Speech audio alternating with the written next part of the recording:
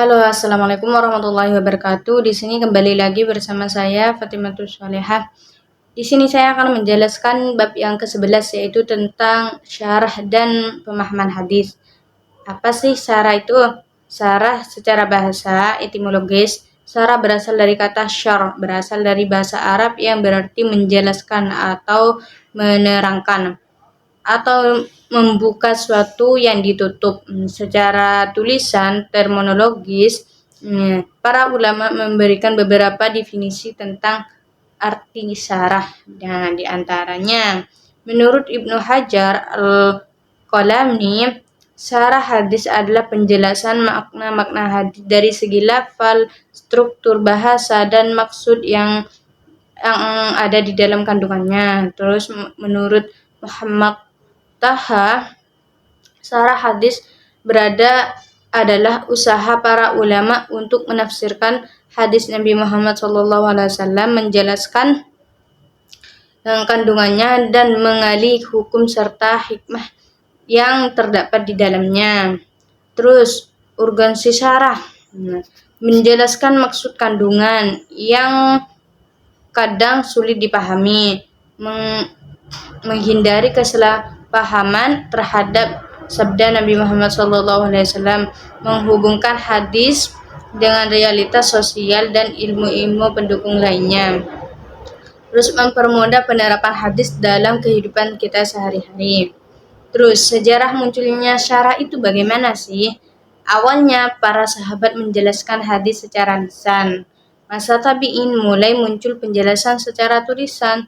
Terus abad ketiga itu muncul kitab-kitab syarah hadis besar seperti Fath al-Bari, Syarah Sahih al-Bukhari oleh Ibnu Hajar Al-Qalami, Al-Minhaj, Syarah Sahih Muslim oleh Imam Nawawi, Ubdat Al-Qari oleh Al-Aini. Terus tadi kan saya ngomongnya pemahaman hadis juga. Apa sih pemahaman hadis itu? Pemahaman hadis itu adalah upaya penafsiran makna hadis secara komprehensif, baik makna lahir maupun batin. Diperlukan ilmu bahasa, sejarah, makosid, syariah, dan konteks sosial. Tujuan menghasilkan pemahaman hadis yang relevan dan tidak menyimpang. Metode pembahasan hadis, teksul, lafizah, memahami hadis berdasarkan syarah atau realitas.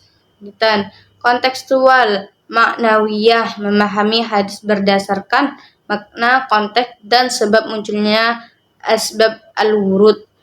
Terus komparatif, muqarrah, membandingkan dengan hadis lain dan dengan Al-Quran.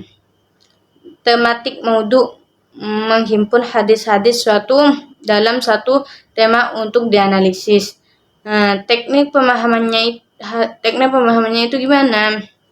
Yaitu dengan menganalisis bahasa lughawi, memperhatikan struktur bahasa Arabnya. Terus analisis konteks, sinyasi ijtimai, menelaah situasi sosial dan politik saat hadis diucapkan.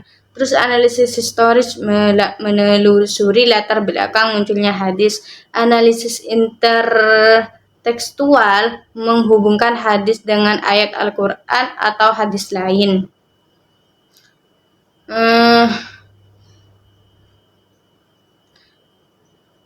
Prinsip dalam memahami hadis, tidak bertentangan dengan Al-Quran, tidak bertentangan dengan akal sehat dan maqasid syariah, menggunakan sanad yang sahih, melihat konteks ruang dan waktu hadis yang disimpulkan, terus menghindari pemahaman ekstrim, khulud, dan liberal berlebihan.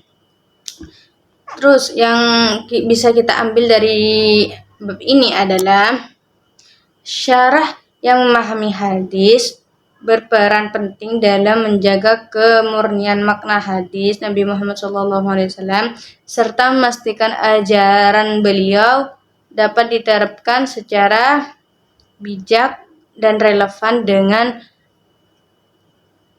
Dengan tantangan zaman melalui syarah dan pemahaman yang tepat, hadis akan tetap relevan, hidup, dan menjadi pedoman moral, sosial, serta hukum bagi umat Islam di setiap masa. Mungkin sekian penjelasan dari bab 11 ini.